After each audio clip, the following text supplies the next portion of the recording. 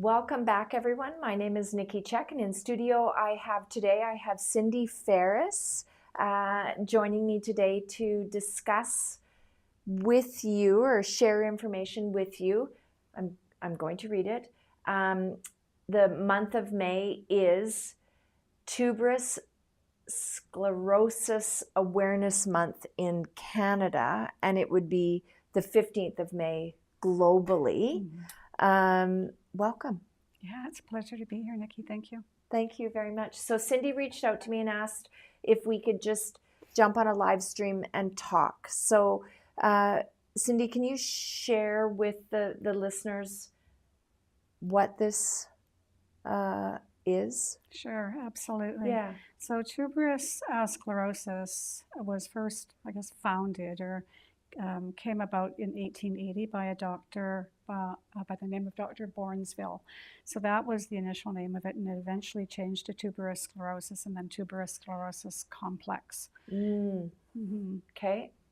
And what are is it a diagnosis that is it debilitating? Can you live with it? What are the signs? How detrimental or how? Sure. Okay, so tuberous sclerosis can affect people in many different ways. So it is chromosome 9 and 16. I know that's a little bit technical, but it's important to just know that for those people who have tuberous sclerosis. Oftentimes it can go undiagnosed for many, many years if there's no symptoms of it. Sometimes people can be diagnosed with it post-mortem. Actually, they might have died from lung disease or kidney failure or something like that. So people can live with this disease and never know they have it.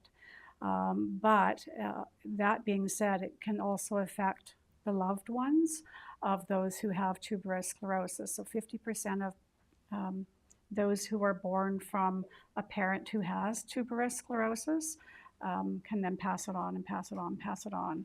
In many cases, though, it is mutated on its own. Yeah. So it is genetic, or it can be genetic. Can be. So it can mutate on its own, but if a person already has it, then there's a 50% chance of it being passed on. Yeah. So Cindy, what are some of the symptoms? Sure. So oftentimes when a child is diagnosed with it, it's because there is something that comes about that that gives reason for it to be diagnosed. So for example, if a child is having a seizure, they'll go to the doctor. The doctor may diagnose it as epilepsy, but there will be oftentimes an underlying condition, and oftentimes it's tuberous sclerosis. So it manifests itself in a lot of different ways, but oftentimes through seizures. And if there's seizures, then there can be developmental delays, intellectual disabilities, behavioral issues, autism. So people who have autism with this disease, so over 49% to 65% of individuals who have autism with this, people who have autism and have this disease, over 49% will have the autism if they've been diagnosed with this condition. So I suspect there's probably many people in this community who have autism that have not yet been diagnosed with tuberous sclerosis because there may not be other manifestations of the disease that have presented itself. So if a person is like a child, for example, they end up going to the hospital, they don't know what it is, it's epilepsy. If they are referred to a pediatrician, oftentimes a pediatrician may find something else underneath that, and it can be tuberous sclerosis. So again, manifests itself through seizures, behavioral problems, autism, and also a significant sign is what they call birthmarking or ash leaf spots. So they're like white spots that form on the skin, anywhere on the skin, that look like the shape of an ash leaf. And so they will detect this through genetics, and they'll put a Woods lamp, like a a lamp over one's body in the dark, and they'll be able to see the white spots.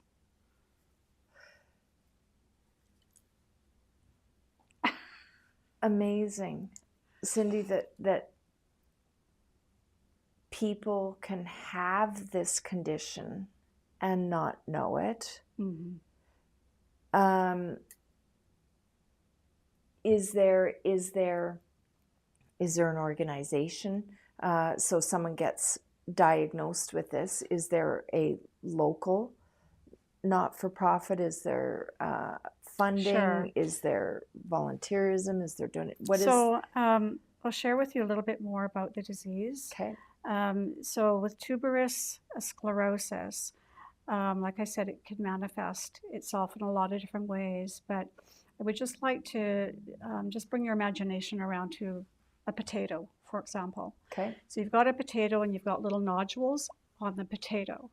This is an example of what can go on in the brain. So in the brain, it can start with a little nodule. So they're tumors is what they are. They're benign tumors that form, and they can multiply in the brain, okay? So then also in the organs, the heart, the liver, the lungs, the kidneys can all be affected by this disease. Now, one can live a normal, fairly healthy life and expect to live a normal lifespan with this condition as well. However, if any of these tumors block various parts of the body, it can affect Sure. in any way, and therefore can be life-limiting if it's affecting other organs where something then has to happen. So my very, very topical research on this, Cindy, says there is not a cure. There is no cure. But are there preventative things that we can do that can slow the progress of these benign tumors? Or if they it sounds like they masticize, they spread. Mm-hmm. Is there some way we can slow them? I don't know that they can be slowed down, but they can be treated. Individuals can be treated with various medications for the various things that go on in the body. So for example, if an individual is having seizures, then they treat the seizures with anti-seizure medication, for example. If it's the lungs or the kidneys or something else, there may be, these are the facts that some people have to have these things removed, but they'll often do surgery to help overcome whatever's going on. Okay, so if I can just go back to your question about help and resources and that kind of thing. So the organization Tuberous Sclerosis Canada was formed in July of 1990. I'm a founding member of that organization. So this year we're celebrating 35 years of this organization. I have been with this organization from the start and continue to be a support to families in BC. Can I tell you a little story? Please. Okay, so I don't think I've mentioned it yet, but I have a daughter, who has tuberous sclerosis. She was diagnosed at the age of 7.5 months. She was born a healthy 10-pound, 1-ounce baby girl, big baby girl, APGAR score, perfect. Would have never thought anything was the matter. She was my third child. And when she was 7.5 months old, she went into a comatose-like state. And I didn't know what was the matter. Took her to the doctor. The doctor didn't know what was the matter. It didn't look like a seizure, but it was a seizure. And so she seized for 2 days. And my husband was out of town at the time. He came home, and I told him to take her to the hospital to get her checked because she just was so lethargic. She had a temperature. And so he took her to Surrey Memorial. We were living on the coast at the time. So he took her in, and no word of a lie, the feeling that one gets when you've come to learn that your child is seriously ill to the point of possibly losing their life, when you don't imagine that that's even something that could possibly be. But the doctor had phoned me when she was admitted. They bypassed emerge. They took her right up, started running tests on her for meningitis and that kind of thing. The doctor phoned me and said, Mrs. Ferris, you need to get to the hospital right away. Honestly, I just remember collapsing. I had one of those phones that hang on the wall back in the day, in the 80s. And I just remember collapsing to the floor and just sobbing and sobbing. And the doctor, I could hear her saying, Mrs. Ferris, are you there? Are you there? It was awful. Anyway, that led us into a world of the unknowns, the what ifs and the unknowns. And so for a week, she stayed at Surrey Hospital, and they ran lots of tests. And then she went to Royal Columbian Hospital, and then from there they took her to Children's Hospital. Well, I do remember this, and I know it sounds absurd even, but they had my baby girl, 7.5 months old, in a stretcher. There were 2 paramedics wheeling the bed down the 3rd floor of the neurology of Children's Hospital. And what I saw all around me was not anything I'd ever seen before in my life. Children in the hallways, children spazzing, children. Oh my gosh. It was just so foreign to me. And I actually stopped the nurse. There was a nurse walking beside me, and I stopped her, put my arm on her, and I said, I think we've come to the wrong place. And honestly, it was the start of a whole new world to me. And anyway, we came to learn that she had tuberous sclerosis. She had these seizures that just would not stop. She was seizuring up to 150 times a day. It was just crazy. And Children's Hospital, being a teaching hospital, would bring in all of these doctors to look at her, because it is a rare condition. It affects 1 in 6,000 to 1 in 10,000. So if we have a population of, 180,000 here in the central Okanagan, that I would presume that there's got to be anywhere between 18 to 30 people living in this community. I've only ever known of 2. Okay. I am the contact person for tuberous sclerosis in the province of BC. It's just a good thing that I live here, because we have a great supportive community, lots of resources here in this community, lots of resources in the Vancouver area for sure, absolutely. What would have happened, what's happening now versus 30 years ago, is that we have clinics in Canada.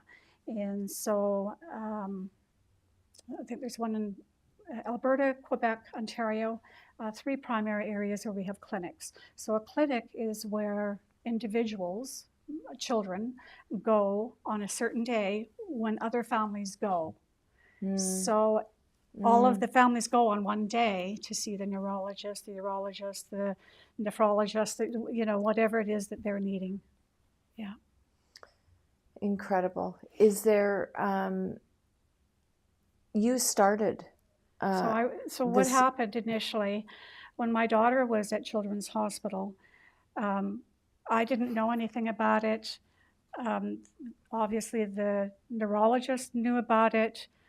That's where it's going to be diagnosed, is when a neurologist certainly is involved, because they are the ones that it's kind of like a funnel, a triage. They come through a neurologist. The neurologist sees all these individuals that have tuberous sclerosis. Family doctors often will never, ever recognize it, because you think about it, 1 in 6,000 children will be diagnosed with this condition. Is a doctor going to see 6,000 patients over their lifetime in their career? Not likely. No. So they will often refer them somewhere else. So a pediatrician will then become more likely, and then obviously a neurologist would be the next likely. So when my daughter was diagnosed, they had a library, UBC library at Children's Hospital. So when my daughter was sleeping, I would go down to the library and sift through books and information, and that was before the time of computers. Yeah. And all I found was a little paragraph in a medical journal about the Bournesville disease. And there was a 1-800 number in this medical journal.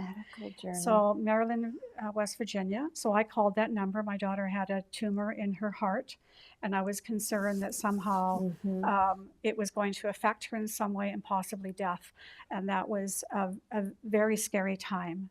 So I called that number. They became my lifeline. So that organization was National Tuberous Sclerosis Association, NTSA, which is now the TSC Alliance, still stationed in Maryland. Okay. And so, yeah, they supported me for many months after. I could just call them and I would have someone, and it was usually the same person on the other end of the line, coaching me and telling me what was happening. And then eventually they asked me to come on board with them as a volunteer, as a state rep. They called me a state rep because they didn't have any other representatives in Canada.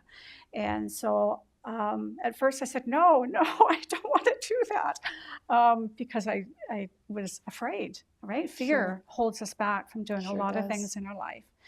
Anyway, eventually I said yes, and so I became a state rep for them. I went to various medical symposiums around the U.S., wherever they were holding them. I would fly there and learn as much as I could about this, and then started to do some media around BC. I found 47 families in BC, and so that was way back in 1990 to 1992, somewhere in there, 1988 to 1992. Found many families. We held support groups in Vancouver on a monthly basis. We brought in various speakers, a really solid group of people in the Vancouver area. Then I moved to Kelowna in 1991 and still continue to support families elsewhere. And to this day, I still continue to do that. If a family needs help, I'm with them on the phone every step of the way.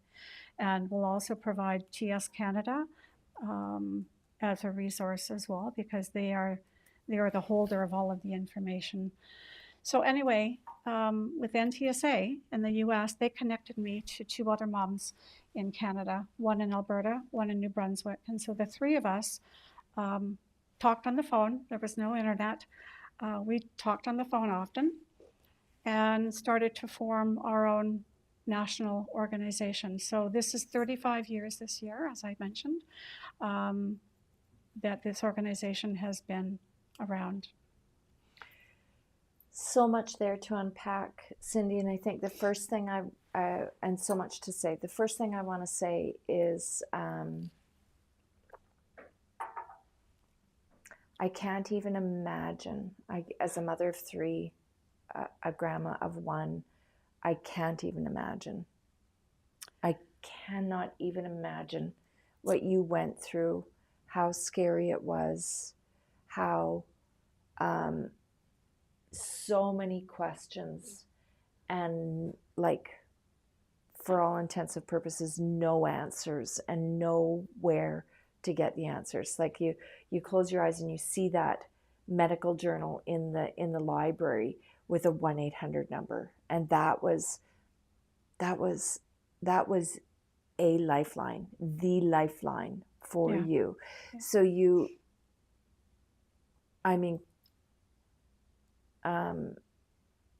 Cindy, thank you so much for taking on the role of being there for others, to help them navigate when the diagnosis is.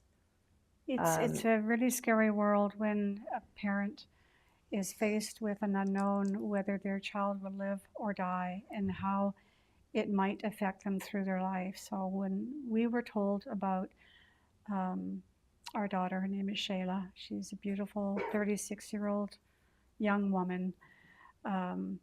She is my world. She is so precious.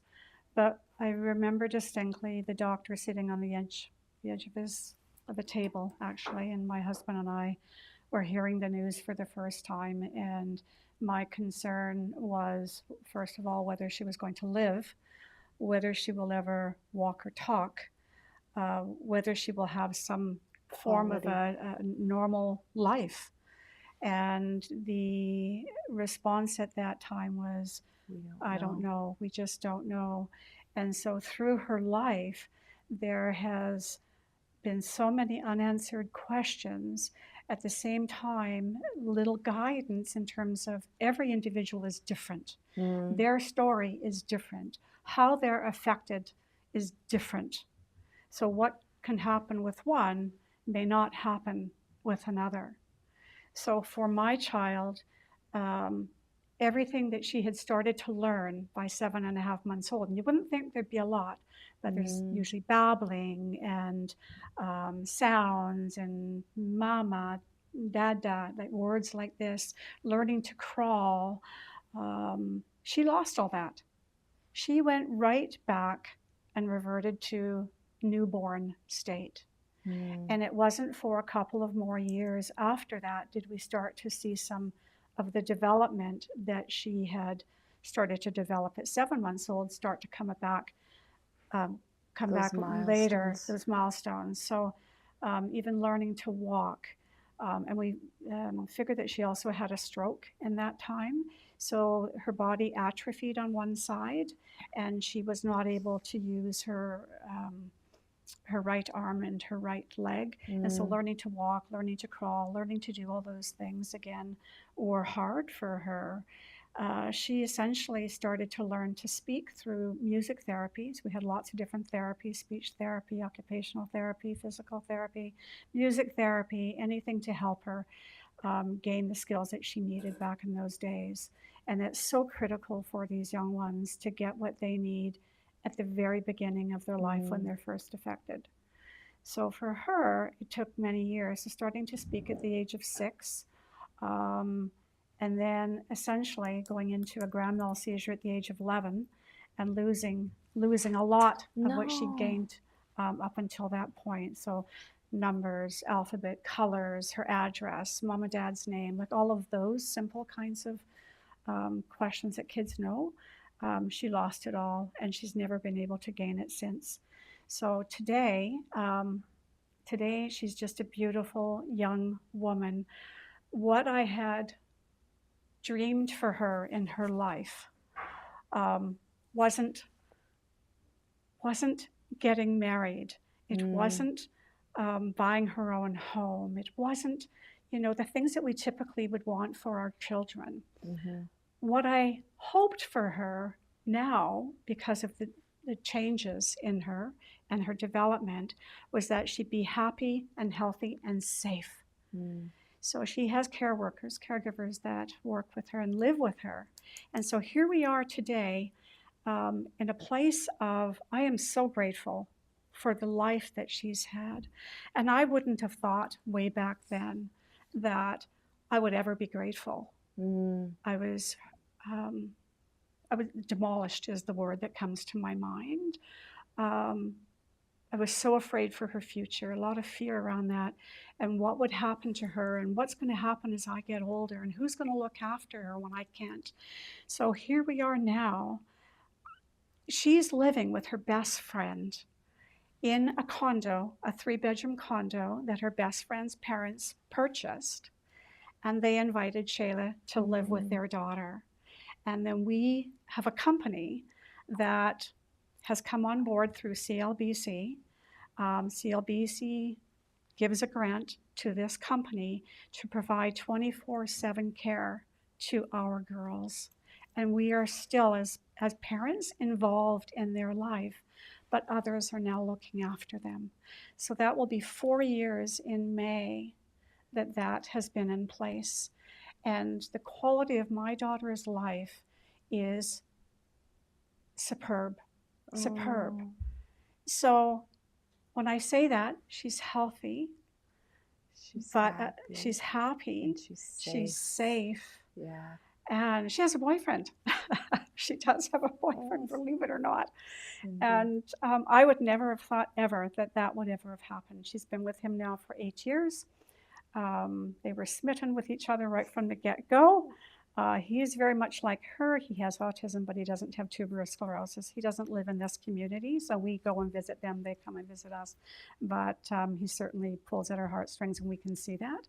So she's Oh, living a very fulfilling life that's full. She attends Parkinson Rec Center, goes to cooking and crafts and exercise and music, dance every Friday night. She's got a circle of friends around her and fantastic caregivers. So she has a good life.